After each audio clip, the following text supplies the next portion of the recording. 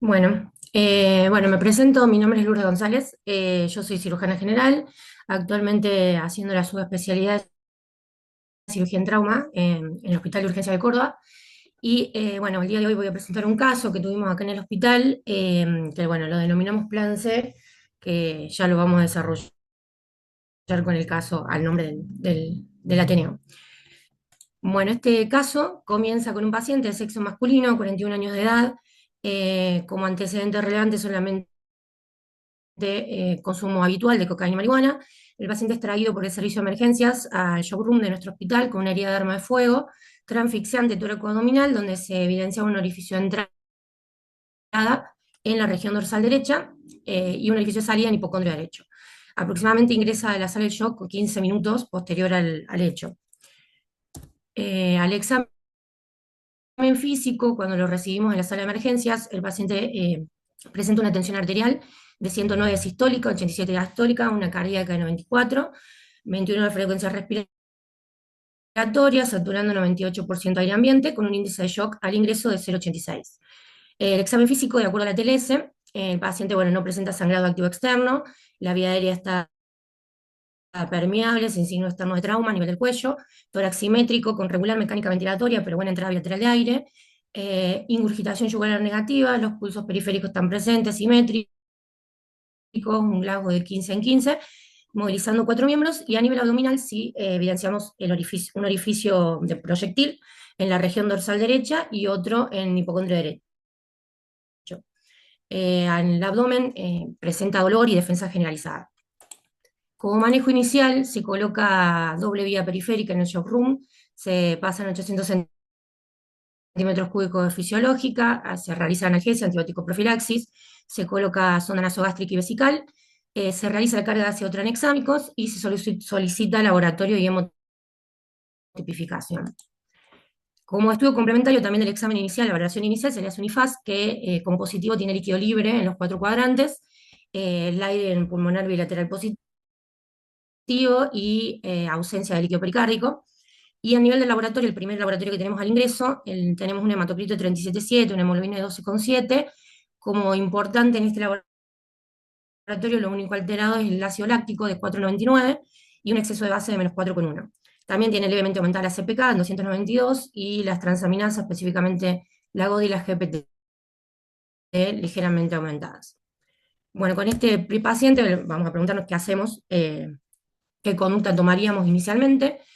Sí, acá te ponemos tres opciones: una imagen complementaria sin una tomografía, o directamente quirófano, la laparoscopia exploradora o la parotomía exploradora.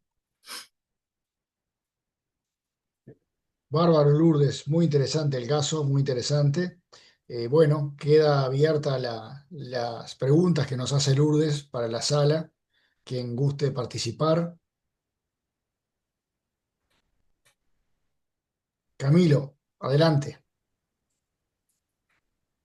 Sí, en cuanto a los orificios, en cuanto a la clínica, siempre hay que preguntar cuántos disparos, cuántas detonaciones sintió el enfermo, porque los orificios de entrada y de salida, si bien tienen características diferentes, puede ser uno de entrada y de salida, puede ser dos de entrada.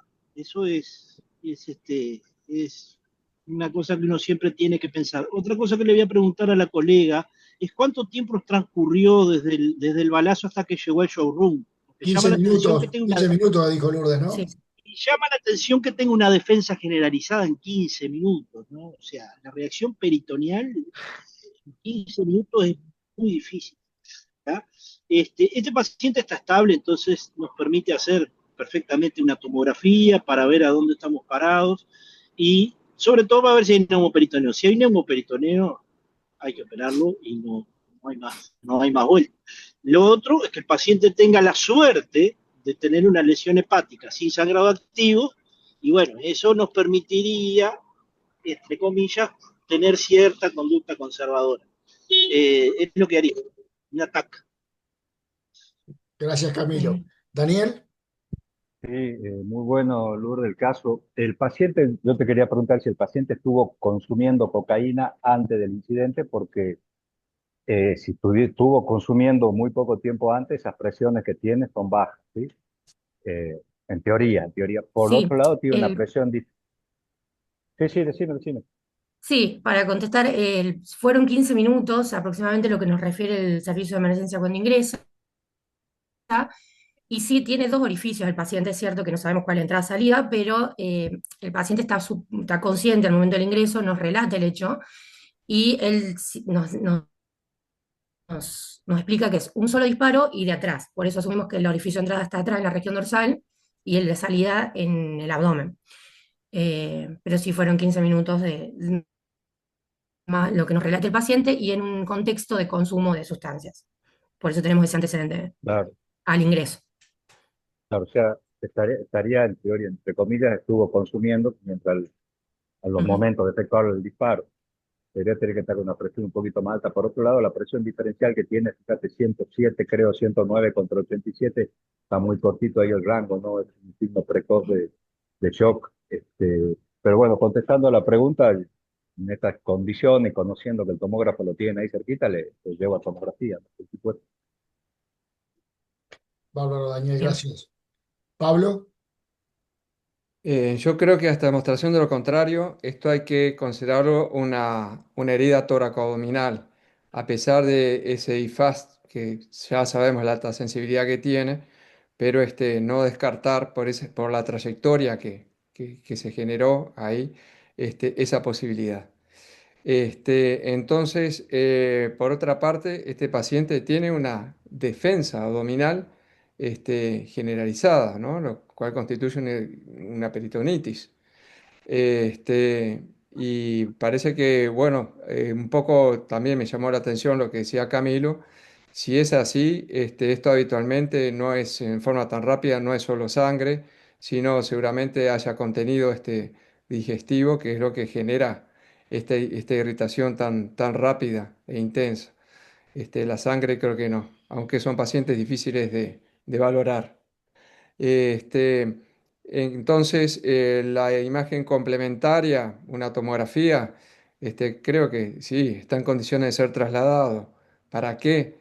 Y bueno, uno de los motivos creo que sería descartar la participación torácica de esta herida y enfocarnos estrictamente al abdomen. Este, no, y bueno, y lo otro, obviamente, al hacerla, la vamos a hacer con contraste y ver desde el punto de vista de vísceras macizas, y en particular acá el hígado, el tipo de fugas que hay y cuántas son. Nada más que eso. Y bueno, y valorar el retroperitoneo, obviamente. gracias, Pablo. Camilo, No, agregar que en la experiencia que tenemos, cuando hay una reacción peritoneal difusa precoz, hay una destrucción de víscera hueca. O sea, la reacción peritoneal no es un elemento que se dé tan precozmente, y menos difusa, ¿no? Cuando la hay y es precoz, hay destrucción de víscera hueca, ¿no? gracias, Camilo. Eh, yo coincido con las apreciaciones que se han hecho y quisiera enfatizar este ascenso tan precoz del lactato. Este ascenso tan precoz del lactato se suele ver en las pérdidas importantes de sangre, ¿verdad? Entonces tenemos que pensar que este enfermo, que ahora también coincido con ustedes, que estaría en este momento en condiciones de ser llevado al tomógrafo, máxime sabiendo que, tal como nos ha contado Sebastián en múltiples oportunidades, ustedes ahí en el Hospital de Urgencias Municipal de Urgencias de Córdoba tienen acceso inmediato al tomógrafo, no hay que hacer grandes traslados del paciente. Yo creo que sí, que está bien, pero hay que tener en cuenta que yo lo acompañaría, el equipo debería acompañarlo, porque creo que este es un paciente, podríamos llamarlo lábil, porque si a 15 minutos estamos con ese lactato tan elevado, este paciente puede tener un sangrado muy importante que todavía no se ha manifestado en un shock descompensado 15 minutos después. Sebastián. No solamente aclarar que me pareció que, corregime Lourdes, el paciente no estaba con una reacción peritoneal, o sea, una descompresión dolorosa, diríamos. Estaba con defensa, creo que fue Exacto. así la cuestión como Sí, sí, volver sí. a la palpación abdominal y con una contracción voluntaria, no con una reacción peritoneal involuntaria, ¿no? Con abdomen en tabla. Sí, yo quería agregar que a ese paciente lo recibí yo y es así como dice el Bur, no estaba tan peritonítico, pero estaba No, alcoholizado y estaba drogado. O sea que es un paciente, un abdomen difícilmente de evaluar desde el punto de vista clínico, ¿no? Bien, exacto. eso es un dato no menor. Y nos quedamos con lo objetivo, vuelvo a insistir, ese ascenso tan temprano del lactato. Ujú. Bueno, adelante, Lourdes. Podía, Bueno, podía, Adelante, profe. sí, Aurelio. en Sí, sí, lugar, adelante. sí, en primer lugar, me estás escuchando, ¿verdad? En primer lugar, yo quisiera hacer un acápite muy pequeño que siempre hago a todos mis residentes acá cuando llegué yo de shock trauma al hospital grande que trabajé, eh, no desnudaban al paciente. Entonces, es muy importante eso para el residente que sepa que un trauma penetrante, en general todos los traumas, aquí que llegan, el paciente está desnudo. Pero es más importante para nosotros, al mismo tiempo que el ABC, la cartilla se me fue, nosotros desnudamos al paciente, porque se nos puede pasar una herida, no podemos con... Y por eso hay que voltearlo para ver si tiene un hueco atrás, otro que no sé. Segundo punto, estoy impresionado, por eso me gusta venir donde ustedes, porque me hace recordar que ustedes sí usan la clínica. Ustedes usan la semiología médica. Aquí estoy escuchando las posibilidades de que posiblemente es un abdomen en tabla, posiblemente hay un compromiso de víscera hueca, etcétera, etcétera. Eso generalmente no pasa en Estados Unidos. ¿Ves?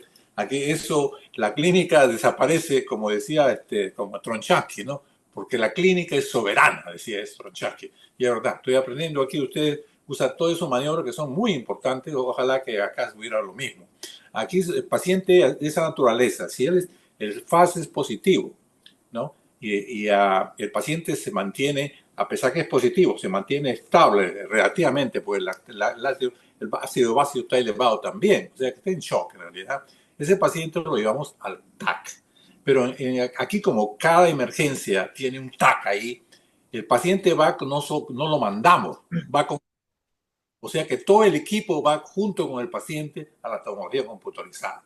Y de ese paciente, ¿por qué hacemos? Estoy repitiendo lo que dijo el doctor. La importancia de hacer el TAC es que nos puede detectar no solamente una lesión más que seguro tiene posiblemente en el hígado, riñón, pero también una lesión vascular que puede aparecer ahí. Por eso tiene que ser con contraste la radiografía de TAC. Aquí no hacemos tomografía en trama sin contraste. Y entonces nos daría mucha información, hay tiempo.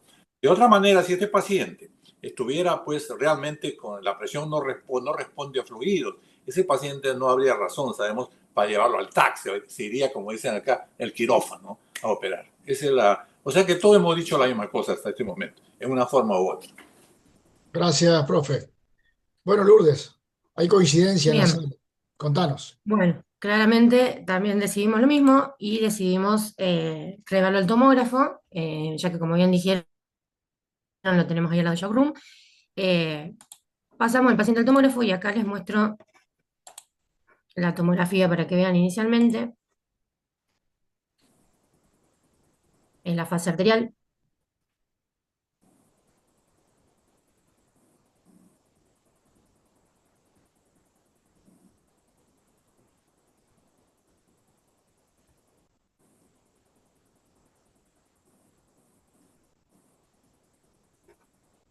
¿Quieren repetimos?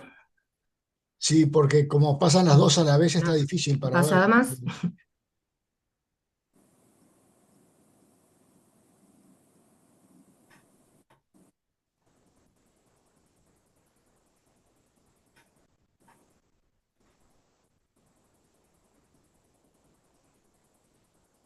Bien. Los hallazgos que encontramos en esta tomografía. No Bien, nos cuentes, no nos cuentes. No nos cuentes. Porque todos vimos perfecto. algunas cosas. No nos cuentes el final Bien, del cuento. Yo, por ejemplo, veo una laceración hepática y renal con un gran hematoma retroperitoneal. O sea que, déjame verla de nuevo.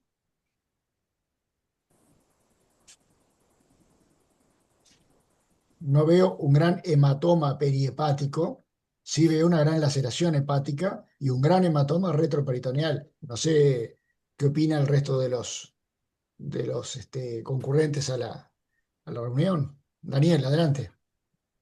Sí, yo veo también, Fernando, además, no sé si tengo mucha imaginación, pero se ve como el trayecto, ¿no? del proyectil y a nivel renal no puedo ver bien si pasa por indio o pasa solo por corteza y médula. No estoy seguro Sí, eh, si hay una lesión ilear, como dice el doctor Rodríguez, y alguna lesión vascular también ahí asociada. No puedo ver bien si pasa realmente por el sí, sí, pedículo, sí. porque ahí la conducta es diferente. Exactamente. Tengo la misma duda. No veo una fuga grande. Claro, claro. Se ve un gran hematoma, pero por dónde pasa no me queda claro. Sí. Neumoperitoneo no se ve aparentemente. No parece, ¿no? No, yo no veo. José María López, Hola, sí, buenas tardes. ¿cómo anda, Entré José? medio, entré y salí, se me cortó. Pero lo que veo es algo que podría haber un sangrado activo allí en la fase arterial. Hay que ver cómo se comporta luego en la fase venosa, si esto persiste, si aumenta. Pues por allí a lo mejor en esta fase inicial vemos que no es tan importante, pero se prolonga en el tiempo. Es cierto que lo que ustedes dicen, que hay más hematoma retroperitoneal que, que perihepático, pero bueno, eh, la verdad que opino sobre la imagen nada más porque no pude estar bien con todo el caso. Gracias. Gracias, José María. Camilo, Estoy de acuerdo con las apreciaciones de la tomografía. Preguntar si se hizo una fase tardía para ver la excreción renal. Este, Sí, le hicimos una trifásica, tiene ah, fase arterial, venosa y tardía. Acá puse ah, la arterial primero para que, bueno, que es ah. tenemos los mayores allá. Yo digo lo mismo, la laceración hepática, un hematoma retroperitoneal, yo no veo fuga de contraste. Este, y bueno, y no sé, la fase tardía si había fuga. profe Aurelio, ¿quiere agregar alguna cosita? Y todos lo han dicho, decimos lo mismo. Yo quería solamente recalcar un par de cosas. Eh, la radiografía, lo que estoy pensando es que se ve lógicamente una lesión hepática. Ahora, ¿qué glóbulo es el número 1, el número 2, el número 3, 4? Eso no lo sé leer yo. Pero lo que no veo blush, que es lo que están diciendo ustedes, fuga, ¿no? El blush que le dicen los gringos. Hay que Sí, recordar que la ausencia de blush no indica que no hay fuga. O sea que cuando hay blush, sí hay fuga. Pero cuando no hay blush, no es 100% que no hay sangrado activo. Hay que acordarse eso, ¿no? Uno dice, no, pero es que no hay flash, no hay fuga. Pero cuando entra, hay fuga. O sea que esa es la diferencia que estaba hablando, recalcando ese punto. Y el otro punto que quisiera recalcar es fíjate, esto es para los residentes, no sé si hay residentes o alguien está escuchando. Nosotros eso es lo que enseñamos, hay un hematoma retroperitoneal aquí. Y supongamos que hemos entrado al abdomen. Y nosotros diferenciamos muy sencillamente si el hematoma retroperitoneal está en zona 1, central, zona 2, lateral, y zona 3, la pelvis. Esa es la clasificación clásica. Retroperitoneal, zona 1, central, zona 2, lateral y 3, la pelvis. Ahora, si es penetrante, y comenzamos con cerrado, suponemos que es un caso cerrado, y entramos al abdomen, y hay un hematoma central que tiene que explorar, en trama cerrado, hay que explorarlo, control proximal, distal, antes de abrir esto y se explora la arteria, la aorta, qué sé yo. Si es lateral, estamos hablando de cerrado, a menos que esté expandiéndose o la orina llegue al techo, no lo abrimos.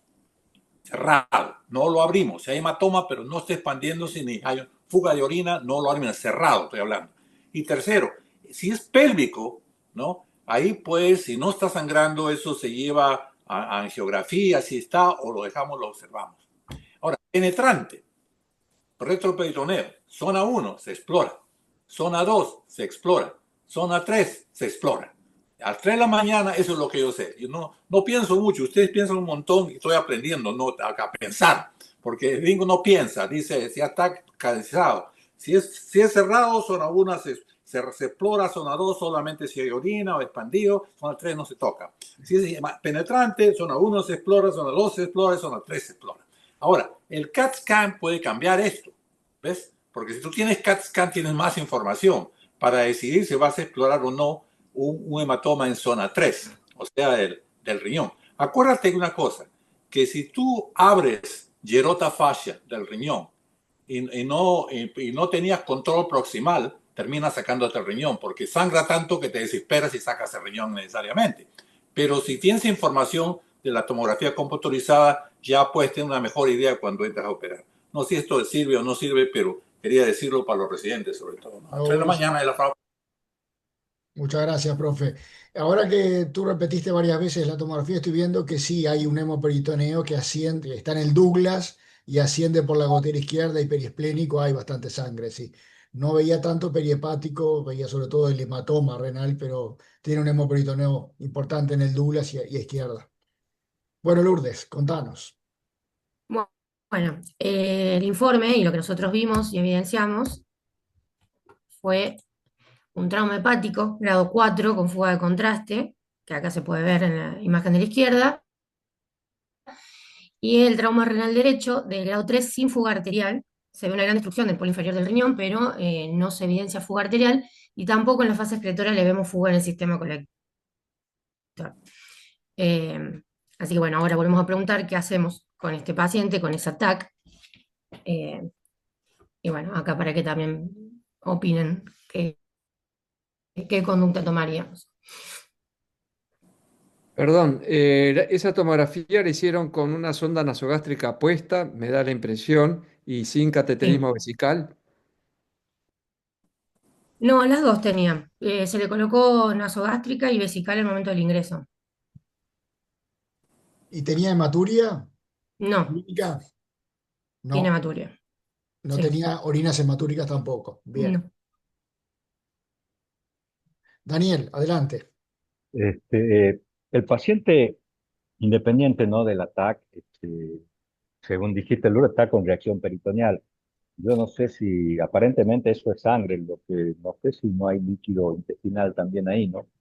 Eh, Esa es mi duda. La clínica del paciente tiene reacción peritoneal y, como decía Camilo, 15 minutos, 20 minutos hasta que se hicieron la TAC, o 30 minutos, la sangre no te va a eso, no, en mi experiencia no va a dar esa reacción peritoneal. Por ahí capaz que pasado unas horas sí pueden haber reacción peritoneal por la degradación de la sangre, pero si tiene reacción peritoneal yo lo opero.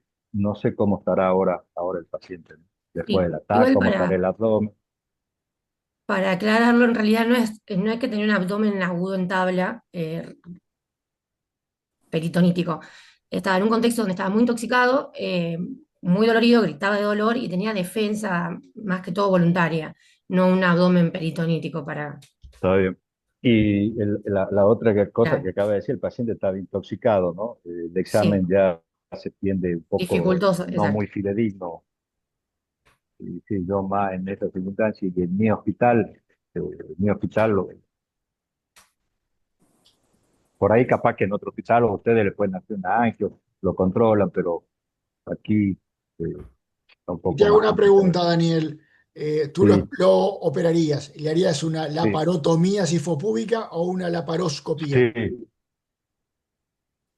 No, yo le haría una laparotomía, Laparotomía, eh, bien, y, laparotomía, y laparotomía. eh, sí. Packing, y no En el sé cómo ámbito está ahora donde, el paciente sí, desde el yo en el punto de ámbito vista donde yo clínico, me no sé muevo cómo en este estarán los momento, que no parámetros. tengo angiografía ni nada, también laparotomía, porque tampoco tengo posibilidad de angiografía. Bueno, adelante, Lourdes. Bueno, podemos hacer un comentario. nosotros Sí, optamos, sí, profe. sí, Sí, creo que usted dirá, pero eso no encaja. Yo quiero hablar del hígado en general porque hay trama, el mayor parte del trama que se ve en Estados Unidos y Europa es trama cerrado, ¿verdad? Ellos ven menos trama penetrante que ven en Europa que vemos nosotros. En Estados Unidos hay 2 o 3 hospitales que ven mucho trama penetrante, la mayoría es trama cerrado. En el 2025, este año, hace pocos meses salió un artículo magnífico recomiendo, se lo puedo pasar, de manejo de trama hepático del doctor, ¿cómo se llama? Paisman, de la Universidad de Pittsburgh. En ese artículo señala algo muy interesante. La conclusión en Estados Unidos es que trama cerrado de hígado, regarle, como se dicen ellos, o sea, sin importar el grado, 1, 2, 3, 4, 5, Si el paciente está estable o responde a fluidos, es tratamiento no operatorio. Dice, pero doctor, ¿cómo no vas a operar un grado 4 o 5? Bueno, no lo opera, porque esa es la recomendación. No, por supuesto, tienes que estar en un sitio donde puedas manejar al paciente, un seguimiento, no lo puedes hacer en un sitio que está solo, que hay un solo cirujano de trauma en todo el mes. Pero tratamiento no, inclusive grado 4 o 5. No está sangrando en la tomografía computarizada, ese paciente está estable, no se opera. Ahora, el tratamiento diferente, fíjate, es si el paciente es trauma penetrante.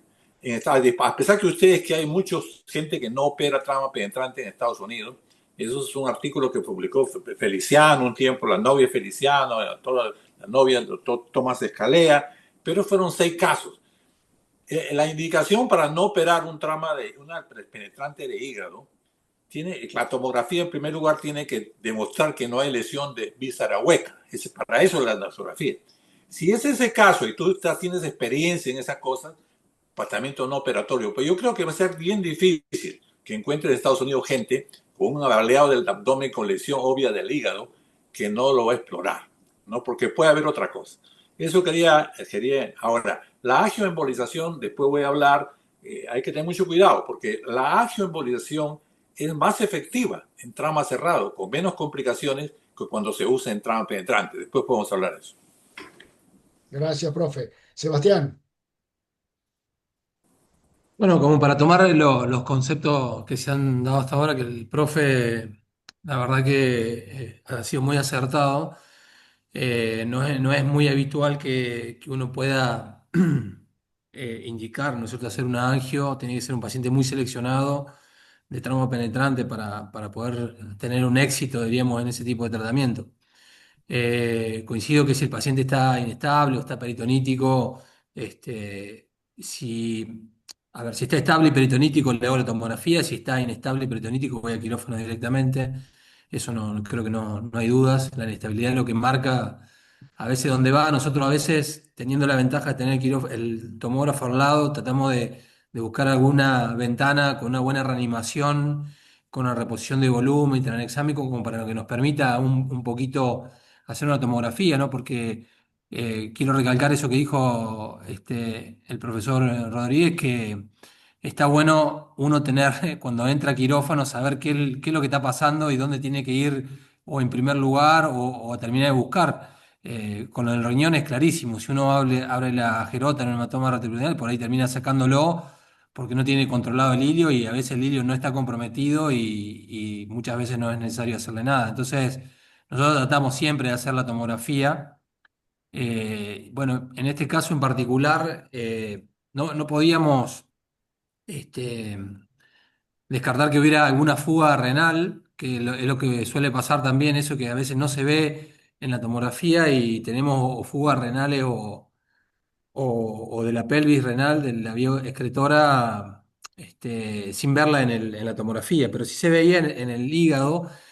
Y siguiendo el trayecto no había compromiso ni del duodeno, estaba como alejado del duodeno, ni del colon tampoco.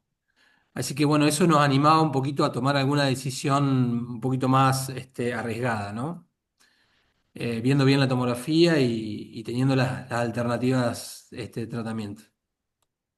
Gracias, Sebastián. Sí, indudablemente no es lo mismo ver la tomografía en directo, verla y sobre todo verla en el monitor, que verla acá a través del Zoom, como estamos viéndola nosotros en la computadora. Pero a mí me preocupa que lo que está roto, por ejemplo, del riñón derecho no es el polo superior, que justamente es el que contacta con el segmento 6 del hígado y está allá arriba, sino que es el polo inferior del riñón. Entonces, es cierto que no se ve neumoperitoneo, es cierto que no se ven burbujas, pero me quedan dudas del ángulo derecho del colon, si bien no hay ningún signo que me permita decir que tiene una lesión de víscera hueca, del punto de vista imagenológico. Entonces realmente no sé si me quedaría tranquilo. Y, y bueno, porque una opción sería decir, bueno, si el paciente se mantiene estable y tengo la convicción de que solo es un traumatismo penetrante a través de vísceras sólidas, con hemorragias relativamente controladas o controlables, lo puedo manejar así. pero claro, visto acá, tal como lo estamos viendo a través del Zoom, yo no estoy tan tranquilo de que realmente pueda descartar una lesión de víscera hueca, si bien repito, no veo ni burbujas ni neumoperitoneo evidente. Por esa razón, bueno, y además, como les decía, en el ámbito en el que yo me muevo, impensable angiografía. Por esa razón, en el lugar donde yo me muevo, este enfermo lo llevaría a Block. Pero yo sé que ustedes en Córdoba tienen tienen un centro de trauma, entonces se puede mover distinto. Adelante, Lourdes. Bueno, teniendo en cuenta, bueno, lo que dijo el doc también, valorando bien las imágenes, no vimos, como dicen, ni neumoperitoneo, ni burbuja de aire, nada que nos haga pensar en algún signo indirecto de lesión de víscera hueca, simplemente la lesión hepática y la del riñón, y por el trayecto que está marcado también en la tomografía, el ingreso y la salida, no nos dio a pensar que hubiese una lesión de víscera hueca.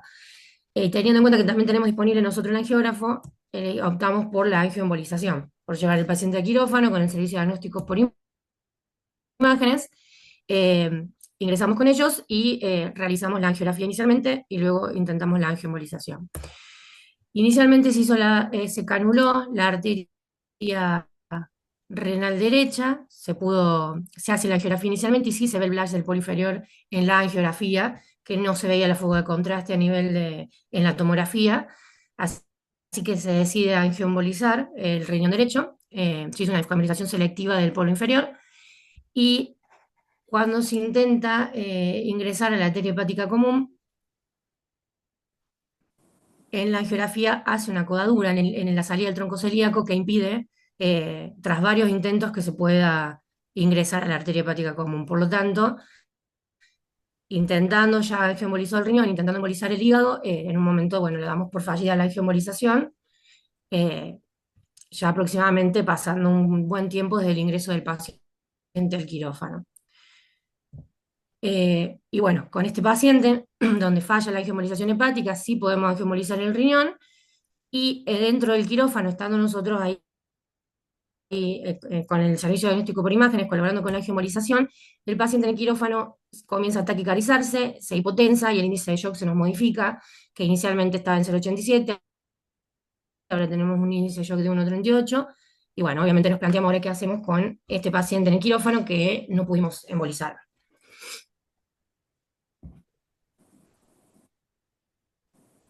No quiero acaparar la palabra. ¿Alguien quiere participar? Camilo. Muerto único, la parotomía y hay que parar ese sangrado, no hay otra vuelta, ¿no? Las 3 P que dice el maestro Rodríguez. Acá José María López Muerto coincide único. contigo. Catanazo. Unipuerto, o sea, la parotomía, sí. Sí, yo también digo, comparto, creo que este enfermo, con el cambio clínico que está teniendo y la imposibilidad de angioembolización hepática, sí, creo que es un candidato a la parotomía. ¿Alguien más quiere opinar? Sí.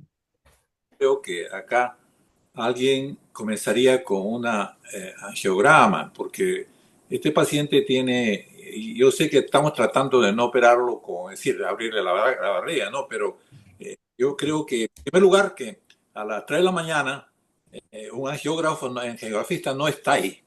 Va a venir en su casa, ¿no? Que puede estar media hora, ¿verdad? En un centro de trauma disponible media hora, una hora. El técnico, los dos técnicos que tienen que venir, porque no es que él viene, tiene alguien que técnico tiene que poner todas las cosas para hacer la cuestión. Se ha demostrado que estas angiografías, hay estudios sobre esto, puede demorar tranquilamente un par de horas para que se pueda hacer en Estados Unidos, estamos hablando de eso, ¿no? Entonces, a menos que sea en la mañana, qué buena suerte, que estaba ahí, fue a visitar a la novia, ya pasó por ahí, dijo, acá estoy. Pero que pasa a decirme que tú tienes un angiografista ahí disponible, a menos que sea una gente joven que está buscando trabajo, ¿no? Que lo puede hacer. Pero yo no creo que haría en primer lugar el angiograma, porque si ese paciente se te descompensa haciendo el angiograma y se te muere, suenas, ¿no? Porque no es standard of care, lo que le llaman aquí. No es lo que normalmente se hace. Es una palabra que usan los abogados para cortarte el hueso, ¿no? Standard of care. El estándar que se debe hacer. Yo creo que comenzarían. Este paciente tenía razones, a mi parecer, de explorarlo, ¿no? Y acá yo, en 40 años que he hecho trauma, yo nunca he visto muchas incisiones fuera de la cipo pública, ¿no? Nunca he visto una incisión pequeña, minimalista, eso no he visto nunca en mi vida. Sí he hecho un par de extensiones al lado derecho, ¿no? Además de la cipo pública, derecho cuando es el retroperitoneal, el hígado, etcétera, etcétera. Pero acá aquí no decimos preguntas de cipo pública. O sea que si hubiese hecho una laparotomía exploradora de comienzo, ¿no? Y se solvecía el problema, ¿no? Evitar tú piensas que haciendo el angiograma, y eso se ha estudiado acá, el tiempo que demora hacer la angiografía versus la laparotomía exploradora, ¿no? A menos que estés en una situación especial que había todo listo ahí, que era el día, a las 10 de la mañana, que había técnicos, había todo listo para hacer. Demora más. Vamos a aprovechar, profe, y le preguntamos a Sebastián cómo es habitualmente en el hospital y cómo fue particularmente en este paciente. A ver, Sebastián, contanos. Bueno, casualmente el caso lo trajimos un poquito y poníamos esto de los planes porque los pacientes son así, ¿no? Van cambiando, son muy dinámicos las situaciones, tanto hemodinámicas como clínicas, como las decisiones que hay que ir tomándolas, ¿no? A medida que uno va observando, y lo importante que creo es y recalcar que si uno no está al lado del paciente, todas estas decisiones no las puede tomar, ¿no? No puede manejarlo esto.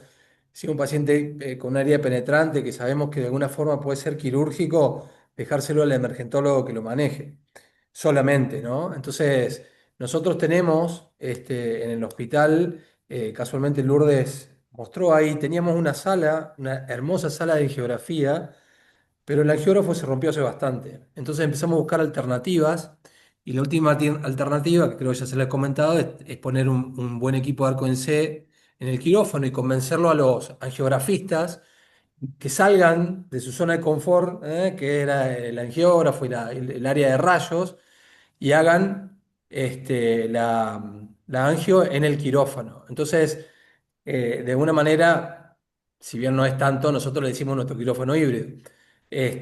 Porque, ¿qué cambió con esto? El angiografista nosotros tenemos algunos días que tenemos el mismo médico radiólogo que hace 24 horas, es el que hace angiografía también. Y eventualmente si tenemos que convocar a alguno, porque algún día no hay, no dura más de media hora en venir, así que no es una ciudad grande, pero sí, pero digamos, es transitable. Entonces, tenemos todo listo, lo llevamos al quirófano al paciente, le preparamos todo y el técnico ya no pasa a ser el técnico de rayos, sino que es el instrumentador quirúrgico. Entonces tiene todo el equipo en el quirófano.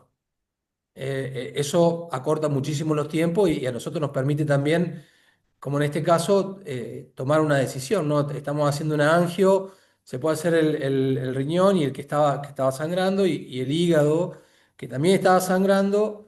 Bueno, después de aproximadamente 40, 45 minutos tenemos esta otra situación, ¿no? Entonces, ver, ¿qué hacemos? ¿Seguimos con un operatorio, una laparoscopía, lo pusimos como opción o vamos a nuestro plan C? Bueno, yo moriré abrazado a mi bandera, la parotomía.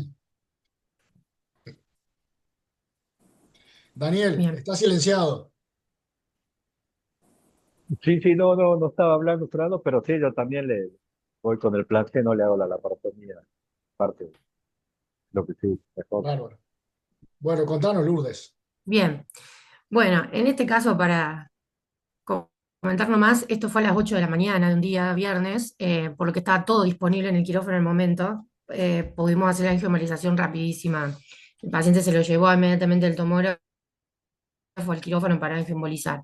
Estaba el angiografista, estaban todos. Eh, bueno, obviamente elegimos el plan C, como estamos comentando.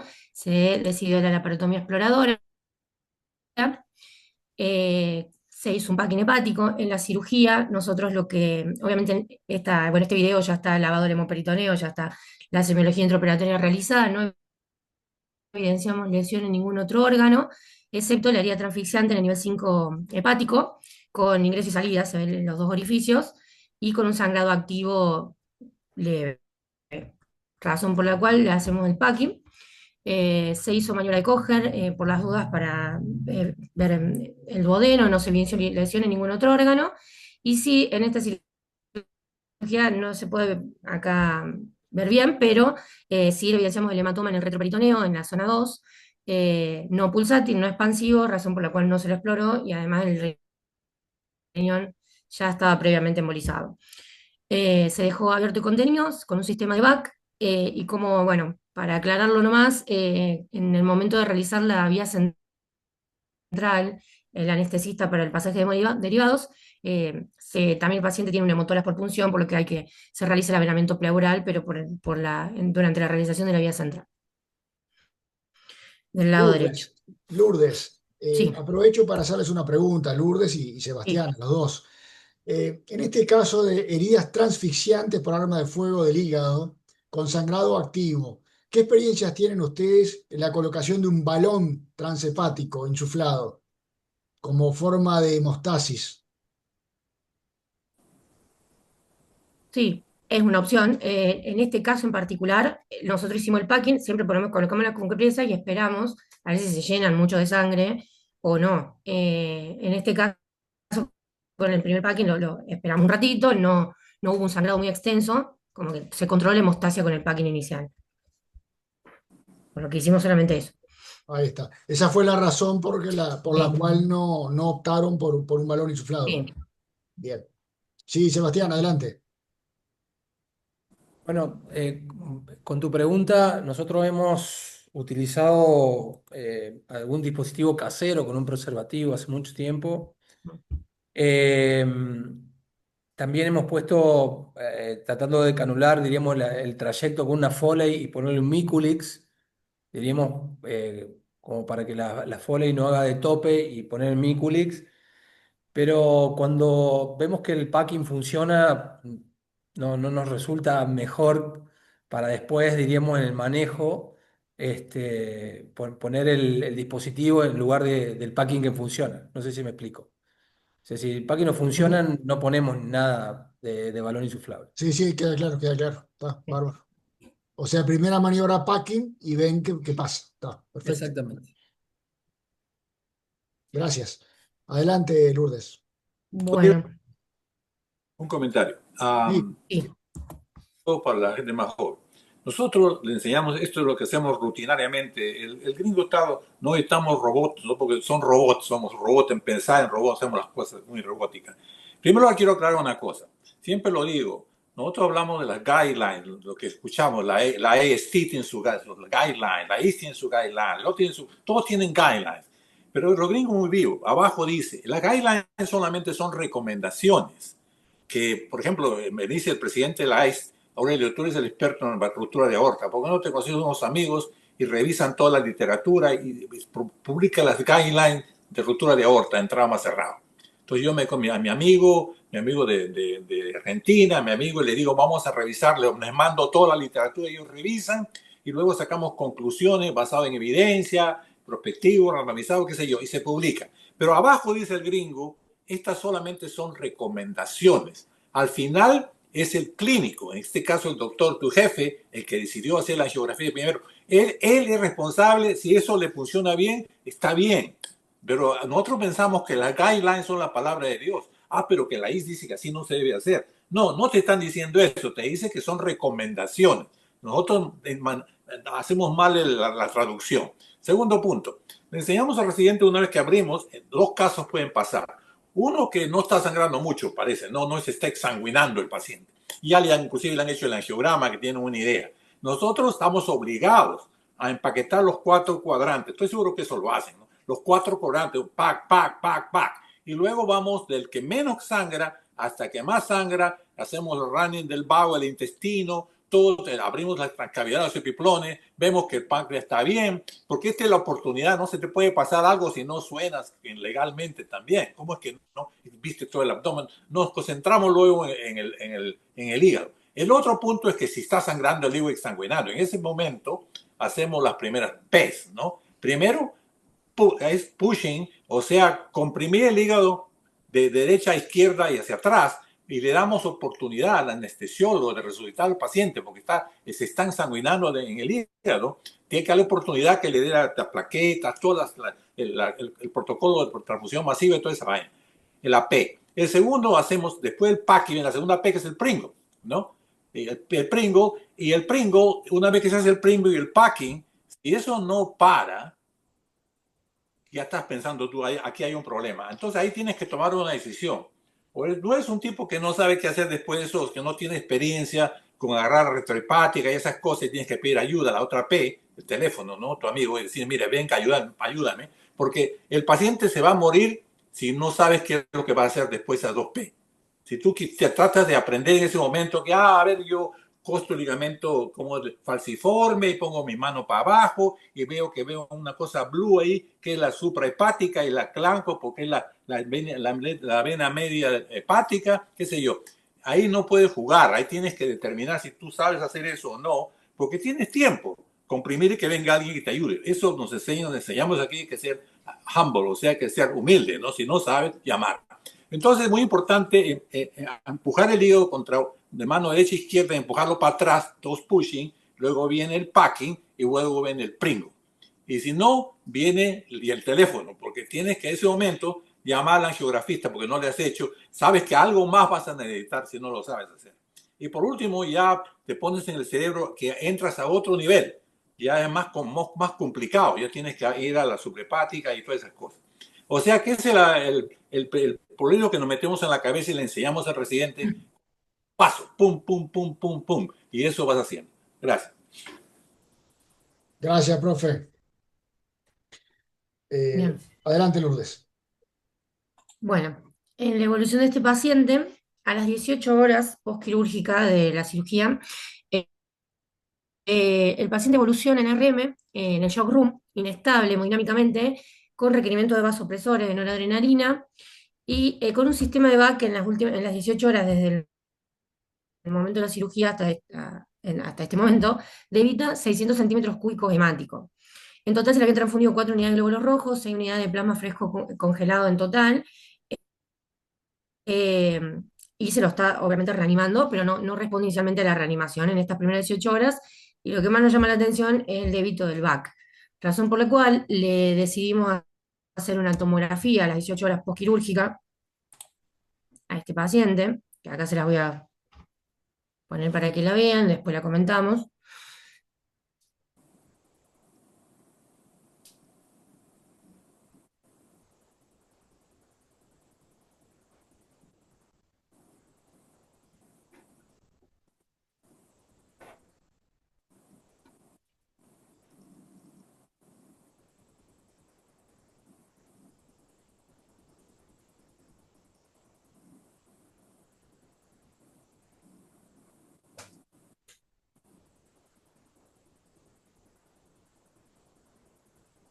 Claro, ya acá veo uno de los problemas que podía suceder porque tenés un sangrado arterial, es una arteria.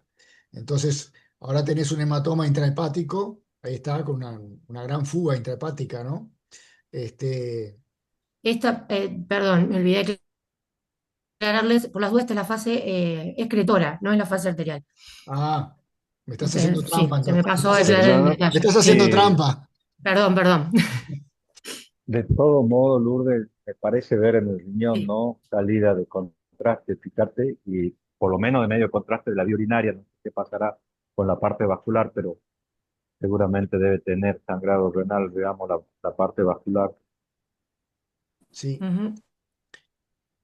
Y ahí subhepático tenés, intrahepático es en realidad, ¿sí? De los dos lados. Ahí está, ¿ves? ¿Y cómo está desde el punto de vista de su crasis? ¿Está ¿De qué, perdón? coagulopático?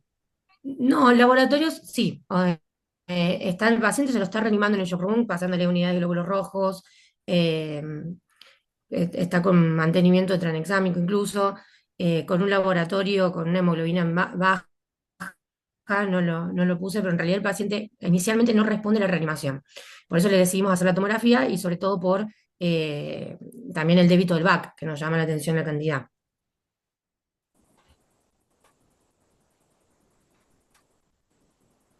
Mucha sangre por el back. Bien. Si me apurás, diría que veo una reexploración en tu horizonte cercano. Bueno, para aclarar, bueno, continúo. Lo que Dale. nosotros vemos en esta tomografía y lo que vemos con el sistema de diagnóstico por imágenes, con el servicio, es ausencia de fuga de contraste, no le vemos fuga arterial ni a nivel hepático ni a nivel renal, pero sí de fuga de orina en esta fase excretora, en el polo inferior. Entonces lo interpretamos como un urinoma, eh, que sí, el Pero, paciente, pero Lourdes, sí, disculpame que te interrumpo. ¿Y qué es eso que se ve ahí con color de contraste? esto, la vesícula, ¿Eso sí, es? es la vesícula con el contraste del día anterior. Esa es la vesícula biliar. Claro, lo que se mancha ahí en el medio del hígado, sí. Mm.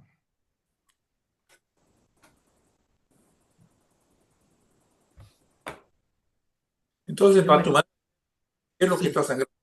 ¿Es el hígado o el riñón activamente? O los Pero en dos. realidad, sí. no hay fuga de contraste. No hay fuga de contraste ni en el hígado ni en el riñón. La repasamos con el servicio de diagnóstico por imágenes, Pero la vimos muchísimas veces nosotros. Lo que sí evidenciamos fue la fuga de orina en el polo inferior del riñón y se interpretó, o sea, el paciente lo seguimos reanimando, Una coagulopatía. se interpretó se interpretó que el VAC, el débito del VAC más que todo venía por la orina, no tanto por hemático, es un hemático porque también es una mezcla de orina y sangre, pero la cantidad la interpretamos de esa forma. Se lo siguió reanimando.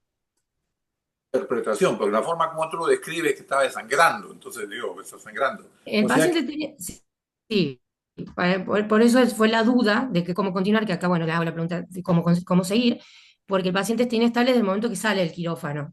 Continúa con esa inestabilidad en esas primeras 18 horas postquirúrgicas.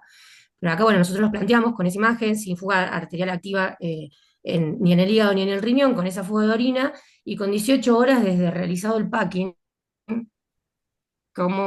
¿qué conducta tomamos con ese paciente? Eh, yo te digo, capaz que estoy pecando de ansioso, pero yo lo reexploraría, sin duda, a pesar de las imágenes. Pero bueno, capaz que no es. Bien. Sebastián, Vamos a ir viendo porque a nosotros también nos fue muy difícil ir evaluando el paciente cuando vemos esto que nos dicen que hay 600 centímetros cúbicos más o menos, no Ujú. eran coágulos, era un líquido hemático, pero nos llamó la atención, ¿no? Entonces, bueno, con la reanimación aprovechamos esta ventana y le hicimos la tomografía. No quisimos poner todas las tomografías porque si no se iba a expandir mucho Se hace muy largo, la sí. presentación, pero ni en la fase inicial ni en la fase arterial se veía fuga de contraste. Y sí se veía en la última tardía, con una fuga solamente a nivel de la pelvis renal. Es así, Lourdes, ¿no? La pelvis era. Ujú. Exacto. Entonces, eso nos cambió un poco, porque nosotros también pensamos, cuando ahí nomás nos dijeron está saliendo, no funcionó el packing hepático, eh, está aspirando sangre, el VAC, entonces, bueno, tenemos el shock pegadito, así que directamente fuimos para allá y pudimos evidenciar que con el tomografista, como con el radiólogo, que en las primeras fases no había fuga, las arterias no fugaban y sí se veía tardíamente esta fuga de contraste. Que bueno, que pensamos que estábamos con un problema ya de la pelvis renal, de la parte excretora del riñón, no tanto arterial. Ujú. Bueno, y también ver si el packing estaba funcionando, ¿no? Que era una de las otras cuestiones, ¿no? Aparentemente sí, estaba comprimiendo efectivamente. bien. Gracias, Sebastián, por los aportes y la aclaración. Acá en el chat, Juan Vicente dice relaparotomía y doble J en el uréter derecho. Camilo, Sí, llama la atención la inestabilidad hemodinámica del paciente, ¿no? Si está bien repuesto, no tiene una coagulopatía, debería haberse estabilizado. Yo estoy de acuerdo, si el paciente está inestable, en reexplorarlo, ver si el packing está bien, si no está muy rojo, si no está sangrante, y ver el riñón, ¿no? A ver si está en buenas condiciones. ¿Está? No sé si ayudaría la dosificación de urea en el drenaje, creo que no tendría ningún valor. Yo lo exploraría. gracias, Camilo. Daniel, Sí, a ver, por lo que cuenta Lourdes, el paciente está en shock, ¿sí? Ahora, encasillarlo dentro de ese shock Lo más frecuente es un shock epiláctico. Puede tener un shock séptico que le da la inestabilidad y todo eso, y lo podría llegar a tener y está diciendo de que no hay sangre, pero por lo que vos contás, Lourdes, que salieron 600 por el PAC, que puede estar asociado a orina, sí, sí lo puede estar. Pero yo lo primero que pienso de ese paciente es que tiene un shock hemorrágico, sobre todo porque a mí me queda duda de que no haya fuga de contraste en esta segunda tomografía. Tengo mis dudas, sobre todo habiendo una lesión del sistema colector eh, extraparenquimatoso. Si está roto el urétero o la pelvis, es clarísimo que no se asocia a lesión vascular, por lo menos la arteria o la vena la tiene que tener que llevar sobre la pelvis, en lugar de la bala lo decide. Independiente de eso, o tiene un shock séptico o tiene un shock hemorrágico. Me sacaría la duda cómo haciéndole una laparotomía torácica. O la otra es que tenga un síndrome compartimental. A pesar de tener un backing, lo puede hacer y sí, está descrito que se puede hacer. Esa es la otra, ¿no? Que es pasando por un shock compartimental, por eso un paciente no responde bien. Gracias. Una pregunta y un comentario. La pregunta es, doctora, cuando usted exploraron la primera vez, ¿cómo estaba el riñón? ¿Estaba Sí. dilatado? ¿Estaba sangrando? Porque ya habían hecho En la, ecografía. sí, no, en la primera exploración, inicialmente el riñón estaba embolizado, ¿Sí? tenía la fuga en la geografía, se lo embolizó, Había, se notó el hematoma, se pudo visualizar el hematoma en el retro, en la zona 2, pero no estaba ni expansivo ni pulsátil, porque no se exploró el correcto, retroperitoneo. el comentario es Sí, la cuestión del, como yo no hubiese hecho la angiografía primero, hay claro. otra cosa, sí usamos, eso se llama heridas de túnel de la bala, ¿no? Usamos el Foley y encima le ponemos un condón grande, ¿no? Y eso se usa, es esto de Virolini que se llama acá, quien le pone su nombre, Poggetti, que no hizo nada, era su residente, se agregó ahí, Poggetti, Virolini, Poggetti. Sí se usa eso en el profesor Medina, pero en este caso no había sangrado, ¿no? ¿Verdad? No había sangrado por ese hueco, ¿verdad, doctora? Mm. No, no, No no, había. no, no, la única lesión que se encontró en la primera cirugía fue la lesión transfixiante en el segmento 5 del hígado. Bueno, Fue lo porque único que encontramos como fuente de para hemoperitoneo. el condón y el Foley dentro, pero tú dices que no había nada, no sangraba por ahí. Está bien, no lo tocaste porque no sangraba, ¿verdad? Ahora Ujú. y yo pienso nada, ya todos pensamos, yo pienso que hay que reexplorarlo, no que otra cosa. La paroscopía a este nivel yo no creo que valdría la pena. Gracias, profe. Adelante, Lourdes. Bueno, para continuar, nosotros en este momento esta decisión estuvimos muy encima, la discutimos mucho, porque lo que más nos llamaba la atención obviamente es la inestabilidad hemodinámica, pero priorizamos, al no ver la fuga de contraste y que solamente habían pasado 18 horas desde la colocación del packing, eh, tomamos la conducta expectante y encima del paciente, ese día estuvimos en la guardia, estuvo todo el día, obviamente priorizamos a ver la fase 2 de la cirugía de control de daños y nos enfocamos en la reanimación. Obviamente, al lado del paciente, viendo si respondía o no, y obviamente listos para entrar al quirófano si no respondía a la reanimación. El paciente inicialmente responde a la reanimación, comenzamos con el descenso de los vasopresores, por lo tanto, con la conducta expectante, lo esperamos a las 48 horas de la primera cirugía para el second look del packing.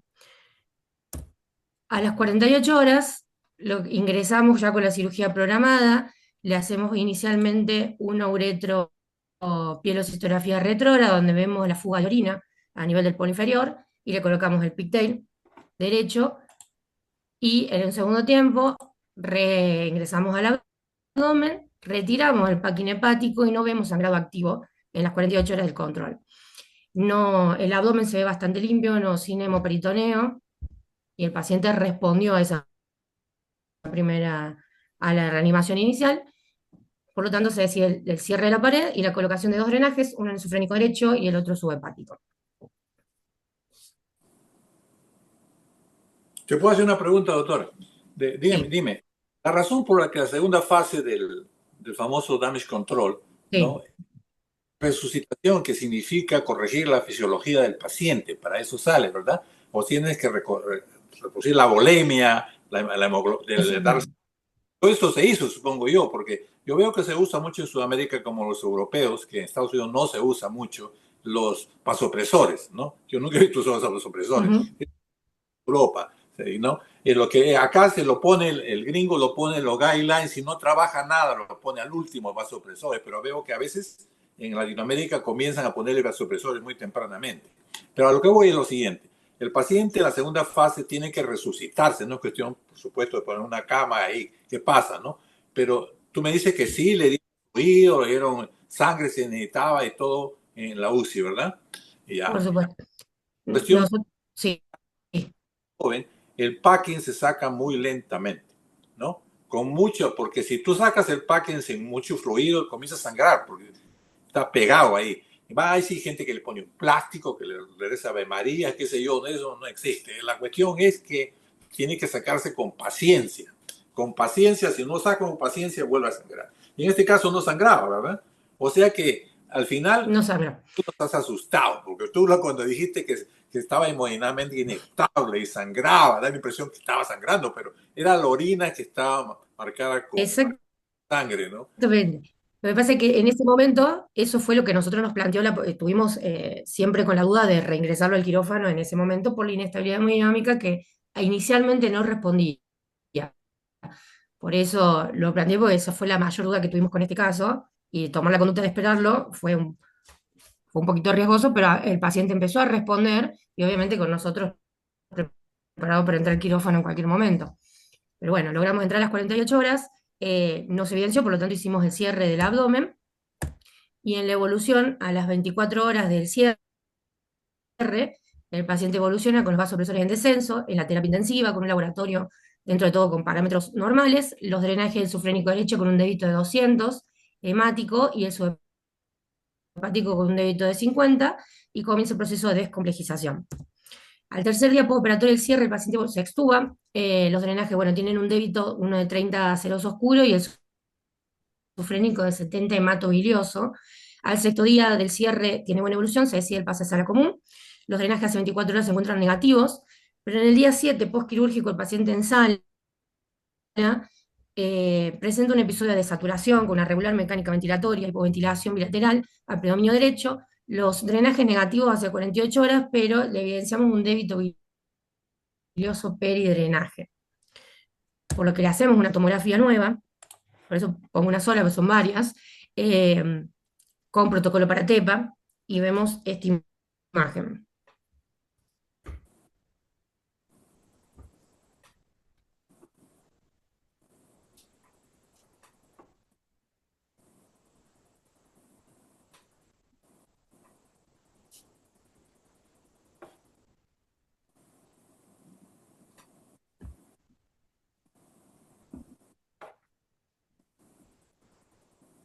Bien. Bueno, claramente lo que vemos en esta tomografía, bueno, es una atelectasia bilateral, un derrame pleural bilateral, sobre todo en el predominio derecho, eh, pero bueno, sobre todo la presencia de los drenajes está negativa hace 48 horas, por lo que los interpretamos con un débito peligroso peridrenaje y esa gran colección que se nos informa como un hematoma subcapsular por el servicio de diagnósticos por imágenes, pero tenemos un débito piloso peridrenaje. Y sin TEPA, se descarta el tromboembolismo pulmonar de este paciente. Parece Con tener otra una vez, parece tener una linda ventana como para un drenaje percutáneo, ¿no? bien, acá vuelvo a consultar a ver qué conducta tomaríamos. Camilo, Sí. Sí, preguntarte, colega, cómo están el resto de los parámetros del enfermo, si está séptico, cómo está la Lo único que leucocitosis, la protoperitonemia, la PCR, bien, el ¿cómo está? paciente febril, no había hecho episodio de fiebre, pero sí tuvo ese episodio de saturación que fue momentáneo, que nos hizo sospechar mucho el TEPA, por eso lo llevamos al tomógrafo, más que todo para descartar eso. Pero bueno, cuando hacemos el abdomen vemos esa colección. Desde el punto de vista clínico, los signos vitales están bien, el abdomen está bien, estaba sin dolor. Fue como, lo llevamos más que todo para hacer la tomografía de tórax y encontramos eso en el abdomen. Perfecto. Entonces, si no está séptico, de acuerdo con el profesor, creo que se puede plantear un drenaje percutáneo. Pienso en un bilioma, ¿no? La infección ahí, una colección de bilis más sangre, y pienso que se puede plantear un drenaje percutáneo siempre y cuando el enfermo no esté séptico y con la hemodinamia estable, etcétera. Lourdes, una pregunta. Vuelvo a recalcar la exploración. Cuando el paciente examinaste los diafragmas, el derrame pleural es en el lado derecho o en el lado izquierdo. Es bilateral ¿Aló? con predominio del lado derecho, pero bilateral, es bastante parecido a los dos lados. Siempre pensar, claro, que no quiere estar manipulando Sí. el hígado de la zona, estar seguro que no hay una lesión del diafragma, ¿no? Que la bala ha pasado por el diafragma y ha entrado al hígado, ¿no? Siempre hay que pensar en el diafragma, es un órgano que no pensamos y siempre le digo a nosotros aquí, yo obligo a que el fellow o el residente use el fotoluz, porque las lámparas aquí son de China y parece un velorio, no se puede ver bien que ustedes dicen Estados Unidos, la tecnología, es pura paja, no es así. Entonces, pues, el fotoluz y me ilumine, está seguro con pongo sponge en stick, o sea, en la pinza pongo una torunda y bajo en el lado derecho el diafragma para estar seguro que no hay ni un hueco porque si se pasa un hueco, después paga las consecuencias de eso, sobre todo en trama cerrado. Pero en fin, supongo que examinaste todo eso y no hay nada ahí. Bueno, Sí, se examinó bien, se descartó la lesión diafragmática en las primeras dos cirugías. eh, el derrame tiene una atelectasia también bilateral, más que todo por bueno, el tiempo del paciente en la cama crítica. estaba intubado, Intubado. ¿verdad? Sí. Sí, ¿Y qué? sí, estuvo intubado como 5 días aproximadamente, si no mal recuerdo, hasta que se lo extubó. Bien. Daniel, Sí, Lourdes, una consulta, ¿no? Vos decías recién de que estaba con alteración de la ventilación y eso. Desde el punto de vista gasométrico, está ¿cómo está la paz y cómo está la PO2, la PSO2 pensando, eh, y viendo un poco de líquido libre aparte en la TAC de hacer una laparoscopía, si se la aguantará desde el punto de vista ventilatorio, porque sería otra opción al drenaje percutáneo, ¿no? De paso se hace un second loop, se aspira bien, se saca todo, eh, porque si está bien ventilatoriamente, y desde el punto de vista de la oxigenación, por ahí sería otra opción. De la cama. Sí, el episodio fue un episodio de saturación muy Aislado, momentáneo, como que nos hizo sospechar mucho un TEPA, fue muy de claro, pronto y después el paciente mejora. Fue como un episodio que posteriormente, bueno, lo interpretamos como una bacteriemia, pero estuvo febril, por eso los laboratorios no estaban tan alterados, o sea, tenían los glóbulos blancos elevados, pero tampoco desde el postquirúrgico, no más que eso. bien, vale, Sí. gracias. Sebastián, Bueno, y comentarlo un poquito, porque si no se iba a hacer muy largo. Este muchacho que Sí. era cocainómano hizo varias crisis de abstinencia. De hecho, en una parte Bien. estaba con una alteración también del ritmo del sueño. De día no comía, de noche estaba despierto y excitado, así que también fue muy complejo con respecto a esto. Y cuando nosotros pensábamos que ya estaba bien y nosotros usamos la tubuladura de látex, los drenajes amarillos para los drenajes, estaban totalmente negativos, sin embargo parece que se había tapado porque empezó a salir pedidrenaje casualmente en ese momento, bueno, y la tomografía mostró que era tremenda colección sufrénica, ¿no? Eh, entonces ya se nos vino para atrás un poquito también la evolución del paciente y bueno, y tomar otra decisión más con respecto a esto, si obviamente expectante no iba a poder ser, no sabíamos bien si, o sea, habíamos descartado el TEPA, después pensamos que podía haber sido algún posible bacteriemia, sin embargo estaba sin fiebre. Entonces, la idea era tratar de drenar eso, había que drenarlo. Entonces, bueno, ahí es donde barajamos las opciones que teníamos para esto. bueno, y ya tuviste dos visiones, Lourdes, entre el drenaje percutáneo y la laparoscopía exploradora. Contanos por dónde agarraron ustedes. Bien. Nosotros lo que decidimos fue hacer la laparoscopia exploradora. Ingresamos a quirófano nuevamente con el paciente, estaba bastante estable desde el punto de vista respiratorio para contestar. Fue un momento de saturación y luego el paciente mejora. eh, por lo que bueno, lo llevamos a quirófano, hacemos la laparoscopia exploradora, se lava la cavidad por el bilioma. Esta cirugía no se grabó, pero alguien la grabó con el celular, así que la pongo para que vean. Pongo el video para que más o menos se grafique el bilioma que tenía el paciente. Se realiza el lavado de la cavidad, se retiran los drenajes previos que estaban completamente tapados y se colocan 3 drenajes nuevos. Colocamos uno en el sufrénico derecho, subhepático y otro en el fondo de saco de bulas. El paciente sale extubado de la cirugía, a las 24 horas evoluciona con una buena ventilación, buena frecuencia mecánica respiratoria, se ausculta sin ruido subagregado, buena expansión de bases, el abdomen evoluciona blando, depresible, sin dolor, la herida quirúrgica sin ninguna particularidad, y los drenajes con el sufrénico con un débito de 150 hematobilioso, el subhepático escaso y el Douglas nulo. Al quinto día postoperatorio de la laparoscopía, día 14 ya de internación, los drenajes del Douglas y el subhepático se encuentran negativos.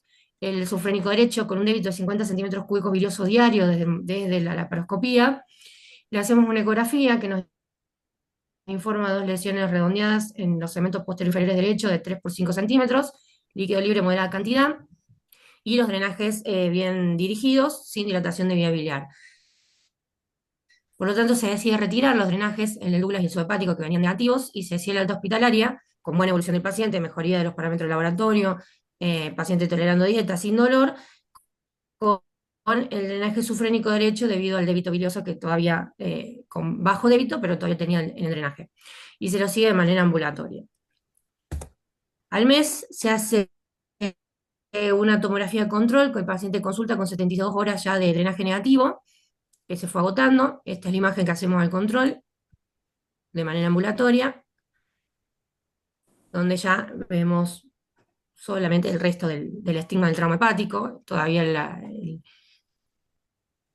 sin líquido libre, el paciente con buena evolución, se decide retirar ese drenaje y se le da la alta ambulatoria, donde solamente lo que nos queda pendiente con este paciente, que lo vamos a revisar la semana que viene, es retirarle el pigtail. Y bueno, acá con esto termino el caso y dejo. Bueno, muchas gracias, Lourdes, perfecto. Sebastián. No, ahí con respecto a la laparoscopía o el drenaje percutáneo, si usted casualmente se puso para grabar y se olvidaron de apretar el botón, pero siempre hay uno que está con el celular. ¿Vieron? No sé si Lourdes podés pasar un poquito lo que se alcanza a ver. Y la verdad que después de la angioembolización de esa zona, seguramente necrosis, más el coágulo, hematoma y bilis, nos encontramos con eso, ¿no? Esa situación que a veces el drenaje lo tenemos un montón de tiempo, como lo tuvimos ¿no? Pero dirigido. Y no termina de drenar todo. Nosotros, en algunos casos, sobre todo en esto, donde vemos que hay angioembolización, más una gran lesión, hematoma y bilis, si el paciente nos permite, tratamos de hacer más que nada un láparo para drenar bien, tratar de aspirar toda la fibrina que se pueda y dejar un buen drenaje. Porque eso lo que no, hemos visto es que nos permite acortar un poquito el tiempo de internación. Con los drenajes percutáneos a veces uno solo, después viene el segundo, el tercero, el cuarto, y anda el paciente internado como más del tiempo que realmente nos resulta con la laparoscopía. Hemos visto que en estos casos nos resulta mucho mejor hacer la laparoscopía, corta el tiempo de internación y se resuelve más rápido el paciente. Y tiene menos episodios de fiebre o de sepsis posterior. Eso era el aporte. Perfecto. Gracias, Eva. Daniel. Felicitarlos, Eva y Lourdes, espectacular, realmente el caso es muy bueno, y bueno, lo que les decía en el chat, ¿no? El aguante que le hicieron y bancarse, y por supuesto hay que estar ahí al lado del paciente, ¿no? Para poder tomar la decisión. Uno lo dice ahora acá sentado tranquilo viendo videos, pero bueno, los felicito, muy bueno, Eva, gracias por presentarme. Perdón. Y ahora viene la pregunta de José María. Estoy No, seguro. no, no sé, ya está. Ahí está José María, adelante, a ver. Sí, bueno, felicitarlos obviamente por el lindo caso.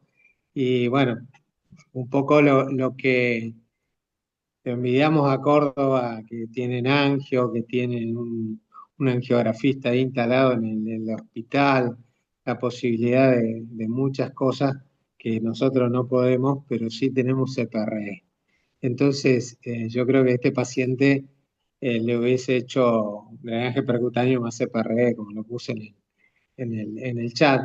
Eh, yo sé que es una falencia que tiene por allí el hospital de urgencia, que tiene que sacar el paciente a otro efector para hacerlo, y eso, bueno, limita obviamente. Nosotros estuvimos, tenemos varios problemas ahora con el duodenoscopio que está viejo, que se rompe, se nos rompe, no sé, pero bastante seguido. Ahora ya tenemos la compra de uno nuevo que va a permitirnos hacer CPRE. Nosotros propugnamos en toda lesión hepática transfixiante como este ser eh, muy, de hacer una CPRE muy temprana, incluso demasiado temprana para, no hemos visto en bibliografía que se haga en la forma que nosotros lo hacemos, que a veces lo hacemos a las 48 72 horas del trauma. Fundamentalmente cuando tenemos un packing bilioso, ¿no? O cuando vamos a las 48 horas y retiramos el packing y vemos que hay salida de bilis, estamos siempre previa evaluación con el gastroenterólogo, porque en nuestro caso lo hacen los gastroenterólogos, de las imágenes, cuando son lesiones centrales, bueno, propugnamos hacer la CPRE muy temprano. Nada ¿Qué, más. perdón, ¿qué cosa es separate significa? O la angiografía endoscópica retrógrada, sobre todo para agregar una papilotomía, profe. Perdón, RCP. ¿qué cosa significa CPRAE? ¿Qué significa? Eso, con la angiografía endoscópica retrógrada. Ah, sí, ok, ya lo entendí.